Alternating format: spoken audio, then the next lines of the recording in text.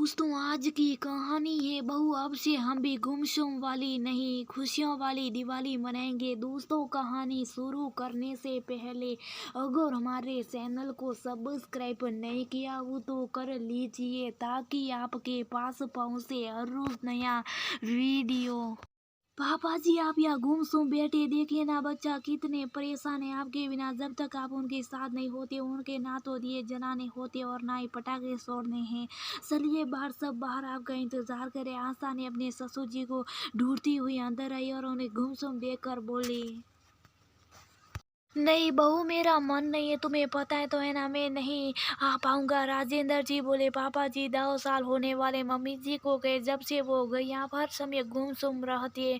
हमें भी मम्मी जी कमी बहुत खलती है, उनके साथ त्योहार का मजा कई गुना बढ़ जाता था और अब उनके बिना सब कुछ फीका लगता है। लेकिन इस दुख से निकलना तो होगा ना, हमें बच्चों के लिए जीना होगा। आशा उन्हें समझाने की कोशिश कर रही थी। राजेंद्र जी की पत्नी कमला जी, इनके एक बेटा और एक बेटी, समय पर पढ़ाई पूरी करके दोनों बच्चों की शादी कर दी। अब राजेंद्र जी और कमला जी अपनी जिम्मेदारियों से मुक्त होकर परिवार के साथ हंसी खुशी जीवन बिता रहे थे। कमला जी की समझदारी से घर अच्छी तरह चल रहा था। बहू आशा के साथ भी उनकी बहुत बनती थी। पिछले साल कोरोना में पूरे परिवार को कोरोना हो गया। धीरे धीरे सब ठीक हो गए, लेकिन कमला जी कोरोना से वापस ना आ सकी और कोरोना उन्हें ले गया।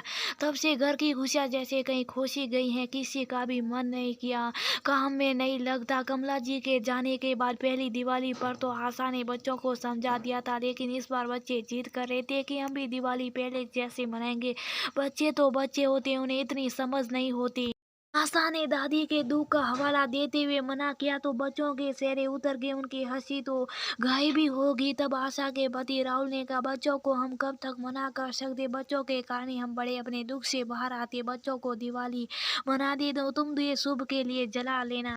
आशा ने राहुल की बात मान ली और बच्चों को पटाखे और मिठाई दिला दी। राजेंद्र जी ने भी राहुल की बात का समर्थन किया और आशा से कहा, बहू घर की सजावट भी कर लेना। त्योहार के दिन सुना घर अच्छा नहीं लगता, तुम्हारी सास होती तो गुस्सा करती। आशा को लगा, अच्छे पापा जी दुख भले रहे। लेकिन दिवाली की पूजा कराने के बाद राजेंद्र जी अपने कमरे में जाकर बैठ गए। उन्हें अपने जीवन साथी की बहुत याद आ रही थी। दिवाली का इतना बड़ा त्योहार और बिना साथी के उनका दिल रो रहा था।